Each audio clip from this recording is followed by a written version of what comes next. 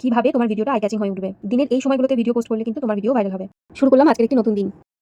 ইউটিউবে নিজের কেরিয়ার তৈরি করতে গেলে হিংসা করলে চলবে না, বরং অন্যেরটা দেখে তার থেকে শিখতে হবে কি করলে তোমার ভিডিওটা আরও অনেক বেশি সুন্দর হবে, আই ক্যাচিং হয়ে উঠবে।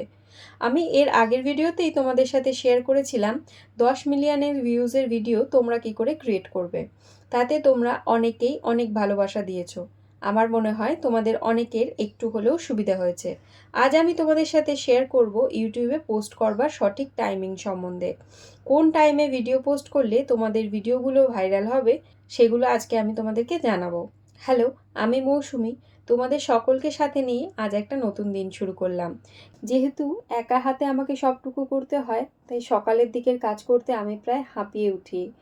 কোনো একটা দিন যদি ঘুম থেকে উঠতে দেরি হয়ে যায় তাহলেই সব গন্ডগোল।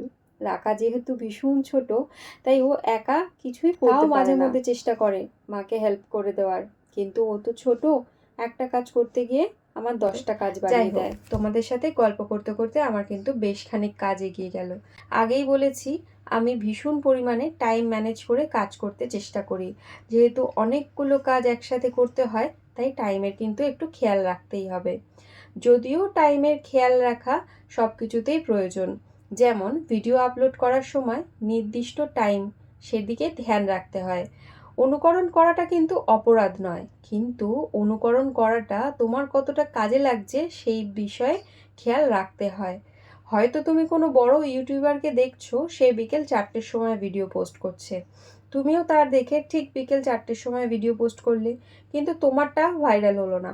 বলো তো কেন? কারণ ওই ইউটিউবারে যে সাবস্ক্রাইবাররা রয়েছে তারা ওই 4টে নাগাদই হয়তো বেশি অনলাইন থাকে, বা সেই ইউটিউবার পোস্ট করতে করতে তার নিজস্ব একটা টাইম টেবিল বানিয়ে ফেলেছে।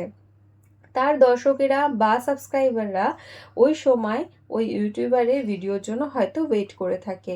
সেই কারণেই কিন্তু তিনি প্রতিনিয়ত প্রত্যেক দিন বিকেল 4টের সময় পোস্ট করে। সেই রকম তোমাকেও কিন্তু তোমার ভিডিওর ভাইরাল টাইম কোনটা সেটা খুঁজে বের করতে হবে। সেটা তুমি কি করে পাবে? প্রতিনিয়ত বিভিন্ন টাইমে তুমি ভিডিও আপলোড করবে।